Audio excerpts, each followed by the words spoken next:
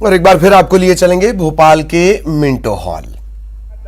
ये जो नई शिक्षा नीति के परिदृश्य में हम वो सब भी बातें जोड़ने जा रहे हैं जिसके माध्यम से चाहे प्राइवेट सेक्टर का हो चाहे हमारा शासकीय सेक्टर का हो, हर विश्वविद्यालय वो अपनी अकादमिक स्वतंत्रता भी हासिल करेगा और इसके माध्यम से चूंकि नई शिक्षा नीति के परिप्रेक्ष्य में उसकी आत्मा को धारण करते हुए जो नई शिक्षा नीति का सच्चे अर्थों में उद्देश्य है कि हम अपने विद्यार्थियों को न केवल शिक्षित करें बल्कि संस्कारवान भी बने, गुणात्मक भी बनाए और देश और प्रदेश के लिए न केवल वो अपने भावी जीवन में एक महती भूमिका अदा करें बल्कि अपनी वो प्राचीनतम तक्षशिला और नालंदा की शिक्षा की प्रणाली को गौरवान्वित करते हुए वो उन्नत मार्ग पे चलते जाए। मेरी अपनी ओर से आज के इस बहुत अलग प्रकार के कार्यक्रम में मैं आपका स्वागत करता हूं, वंदन करता हूं, अभिनंदन करता हूं। बहुत बहुत धन्यवाद। भारत माता की जय। धन्यवाद माननीय। मध्य प्रदेश को बीमारू राज्य से विकसित राज्य के रूप में सृजने, सबसे लंबे समय तक मुख्यमंत्री बने रहने का रिकॉर्ड बनाने बहनों के मामा यशस्वी मुख्यमंत्री माननीय श्री शिवराज सिंह चौहान जी से अनुरोध है कि वो इस अवसर पर अपना उद्बोधन दें। माननीय मुख्यमंत्री श्री शिवराज सिंह चौहान जी। मध्य प्रदेश के कर्मठ, गतिशील और कर्मयोगी राज्यपाल श्रद्धेय मंगूभाई जी पटेल, हमारे कल्पनाशील मस्तिष्क के धनी और नए प्रयोग करने वाले उच्च शिक्षा मंत्री आदरणीय मोहन यादव जी, भाई अनुपम जी, सभी अधिकारीगण, हमारे सभी आदरणीय वाइस चांसलर्स और शिक्षा क्षेत्र के सभी विद्वजन, आज का दिन मेरे लिए तो अत्यंत प्रसन्नता का दिन है। नई राष्ट्रीय शिक्षा नीति हम मध्य प्रदेश में आज से लागू कर रहे हैं। मैं प्रधानमंत्री जी को धन्यवाद दूंगा। भाई मोहन अभी बता रहे थे शिक्षा नीति के बारे में, प्रयोग तो अनेकों हुए, राधाकृष्णन आयोग, मुदालियर आयोग, कोठारी कमीशन, मैं उसके बहुत विस्तार में नहीं जाना चाहता, लेकिन सही अर्थों में प्रधानमंत्री श्रीमान नरेंद्र मोदी जी की ये तरफ थी कि सचमुच में विद्यार्थियों के जीवन को बदलने वाली नई शिक्षा नीति उनके नेतृत्व में बनी और आज हम उसको लागू करने का सौभाग्य प्राप्त कर रहे हैं। शिक्षा, अगर एक पंक्ति में हम सोचें तो शिक्षा क्या है, शिक्षा देने का लक्ष्य क्या है? आदि गुरु शंकराचार्य जी महाराज ने कहा था, अपने आप में संपूर्ण मानता हूं मैं, उन्होंने कहा था, सा विद्या या विमुक्तये। शिक्षा वो है जो मुक्ति दिलाए, इस लोक में भी परलोक में भी, और मुक्ति का मतलब वो संपूर्णता प्रदान करे, जीवन की सारी आवश्यकताओं को व्यवहारिक रूप से भी पूरा करे, और जो अंतिम लक्ष्य होता है व्यक्ति का, मतभेद हो सकते हैं लोगों में, लेकिन अंतिम लक्ष्य तक पहुंचने में भी वो सहयोगी हो। एक और महापुरुष स्वामी विवेकानंद जी, उनने एक पंक्ति में कह दिया शिक्षा का उद्देश्य क्या होना चाहिए। उन्होंने कहा, शिक्षा वो जो मनुष्य को मनुष्य बना दे। अब मनुष्य को मनुष्य बनाने वाली शिक्षा, इसमें सारी चीजें अंतर्निहित है। अगर मैं इसके और विस्तार में जाऊं तो शिक्षा ऐसी हो जो ज्ञान दे, कौशल भी दे और नागरिकता के संस्कार भी दे। ज्ञान का मतलब हम सब समझते हैं, पीढ़ियों द्वारा जो संचित ज्ञान है, चाहे वो शोध और अनुसंधान के द्वारा विज्ञान का हो, इतिहास का हो, भाषाओं का हो, अन्य विषयों का हो, वो एक पीढ़ी से दूसरी पीढ़ी को स्थानांतरित कर दिया जाए, नया कुछ और हम अर्जित करते हैं तो उसको जोड़ते हुए,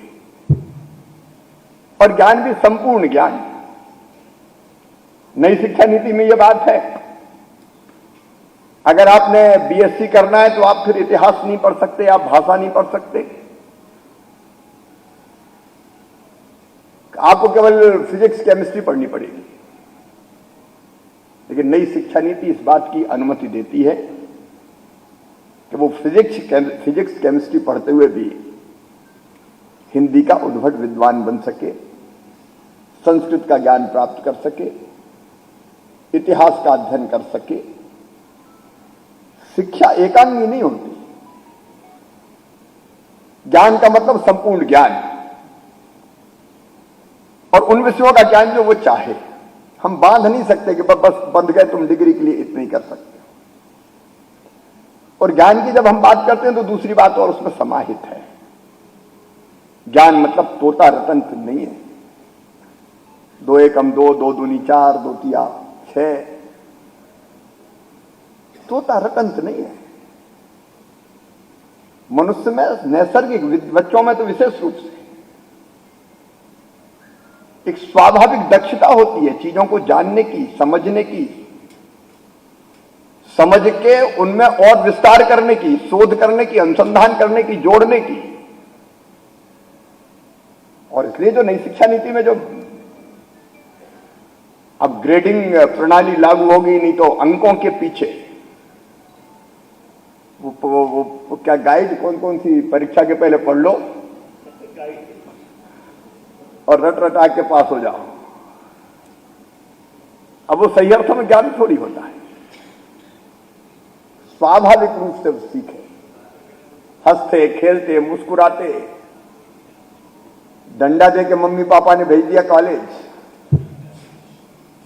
वो परिस्थिति ऐसी नहीं होती कि सही ज्ञान। मैं बच्चों के संदर्भ में भी कहता हूं, मैं जब बचपन में कई बच्चों को मार पीट के भेजते थे स्कूल जा, और वो समझता था कैद खाना स्कूल को। 4 बजे ऐसा भगता था बस्ता लेके घर पे। सही अर्थों में वो शिक्षा नहीं है। नैसर्गिक विकास, विद्यार्थी का स्वाभाविक विकास, उसके गुणों को प्रकटीकरण करने का अवसर उसको मिले। मैं बहुत विस्तार में नहीं जाऊंगा, समय की सीमाएं हैं। नई शिक्षा नीति इसकी इजाजत देती है। और कौशल देना, आप बताओ, अगर पढ़ने के बाद अगर रोजी रोटी नहीं कमा सके तो फिर उस शिक्षा का क्या महत्व। मुझे याद है जब हम पहले पूछते थे क्या कर रहे हो, बीए कर रहा हूं। बीए के बाद क्या करोगे? एमए करूंगा। एमए के बाद क्या करोगे? ला करूंगा। ला के बाद क्या करोगे? पता नहीं। ऐसी शिक्षा का क्या अर्थ? विद्यार्थी कुंठा के शिकार होते हैं। अगर शिक्षा आजीविका प्रदान करने का सामर्थ्य ना दे सके तो वो शिक्षा तो अधूरी है। और इसलिए हम कुंठाग्रस्त बच्चों को देखते हैं, सरकारी नौकरी, उसके लिए दौड़। मैं कई बार सोचता हूं कि 60,000 करोड़ रुपया हम तनख्वाह में बांटते हैं, आखिर कितनी नौकरी दे पाओगे? वो नहीं देंगे, ये मेरा कहना नहीं, जरूर जरूरत है, देंगे ही। लेकिन रोजगार का पर्याय केवल वो नहीं हो सकता। और इसलिए रोजगारोन्मुखी शिक्षा कहें, कौशल देने वाली शिक्षा कहें। और मैं तो कई बार ये मानता हूं कि उच्च शिक्षा, अब ईयर बढ़ाने की बात कर रहे, जरूर पढ़ना चाहिए, लेकिन उच्च शिक्षा वो प्राप्त करे जिसको सचमुच में उस क्षेत्र में विशेषज्ञता हासिल करनी हो। और नहीं तो 12वीं के बाद कौशल वाली दो ना शिक्षा, उसको इतना कुशल। देखो, हम दो तरह का अजीब विरोधाभास देखते हैं। एक हमको कई तरह के कामों के लिए स्किल्ड लोग नहीं मिलते, और दूसरी तरफ बेरोजगारों की कतार है। अगर शिक्षा को कौशल से जोड़ दें, चाहे वो स्कूली शिक्षा हो, चाहे वो कॉलेज की शिक्षा हो, तो ये समस्या समाप्त हो जाएगी। हम हाथों को इतना कुशल बना देंगे कि अपने आप को रोजगार ढूंढेगा, मिल जाएगा। उसलिए इंक्यूबेशन सेंटर, हम यहां ग्लोबल स्किल पार्क बना रहे हैं, आईटीआई को अपग्रेड कर रहे हैं। सभी कॉलेजेज में, हमारे महाविद्यालयों में, मैं इस बात के लिए मोहन जी को बधाई देता हूं, उनकी टीम को बधाई देता हूं। उन्होंने तय किया कि कौशल देने वाली शिक्षा भी अनिवार्यता होगी ही। हमारे गांव में पहले कहावत थी, कम पढ़ा हर से गया और ज्यादा पढ़ा घर से गया। हर मतलब हल, जो किसान कहते थे भैया ये थोड़ा बहुत पढ़ गया तो मेरी हल भी नहीं चलाएगा, खेती के काम का नहीं, और ज्यादा पढ़ गया तो बोले घर से ही गया, फिर किसी काम का नहीं। ऐसी शिक्षा अर्थहीन है। और कौशल देने के जितने प्रकार हो सकते हैं उन सबका उपयोग करना है। स्टीम पद्धति, साइंस, टेक्नोलॉजी, इंजीनियरिंग और आर्ट्स में ए समय एग्रीकल्चर भी देखता हूं, और मैथमेटिक्स।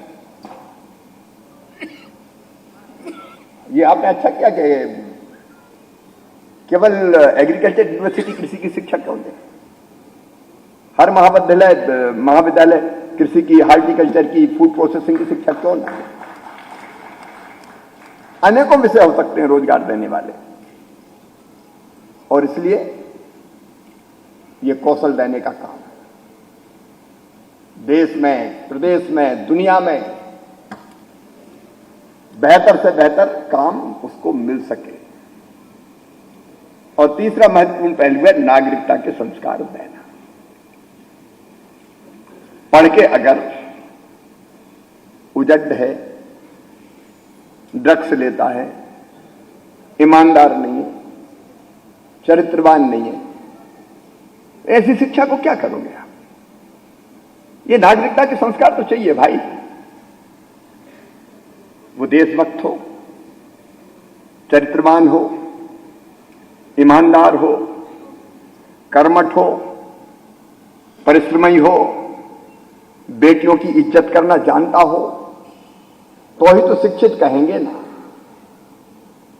क्या केवल डिग्री लेने से शिक्षित हो जाएगा?